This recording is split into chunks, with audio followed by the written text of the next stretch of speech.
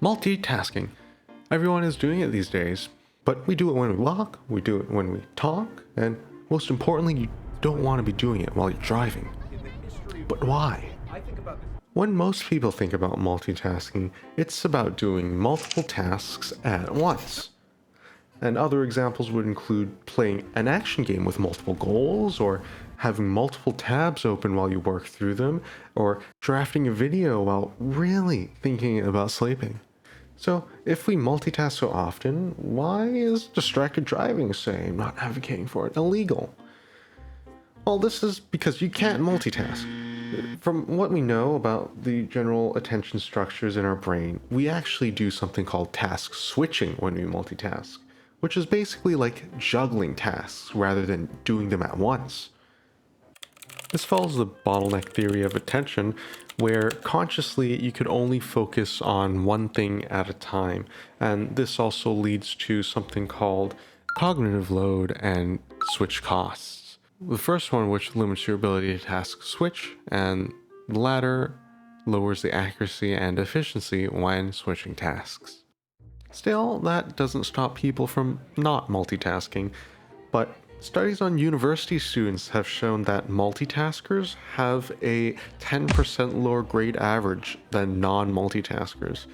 In fact, single tasking is almost always better than multitasking.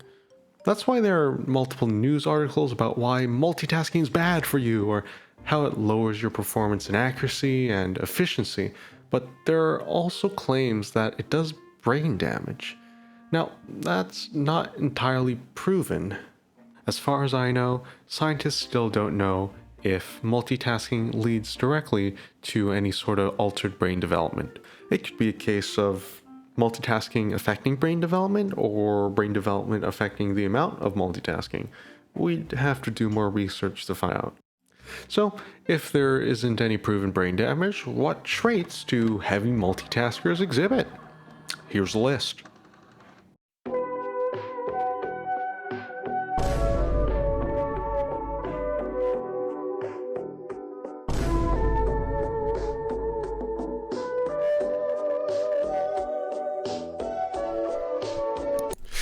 So that isn't looking good for multitasking. So is that it? Should you just stay away from multitasking like the plague? Well, like with most things, as long as you have a balance, multitasking can actually be a little bit beneficial. If you remember the last item on the list, a wider attentional scope, while it could hinder focus in heavy multitaskers, it can also promote creativity and problem solving. Through this, there is also support for limited task switching.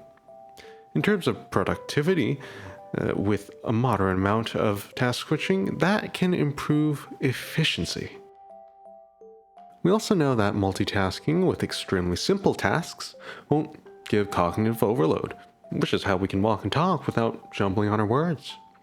It's great. Aside from that, multitasking seems to support more skill learning rather than knowledge learning. This could be seen in action video games, where adults that play them demonstrate a higher ability in vision and motor control.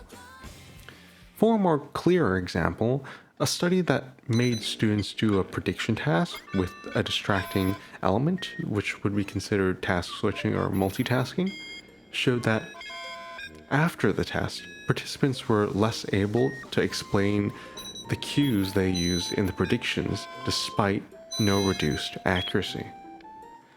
In the end, more research is still needed about the effect of multitasking on development.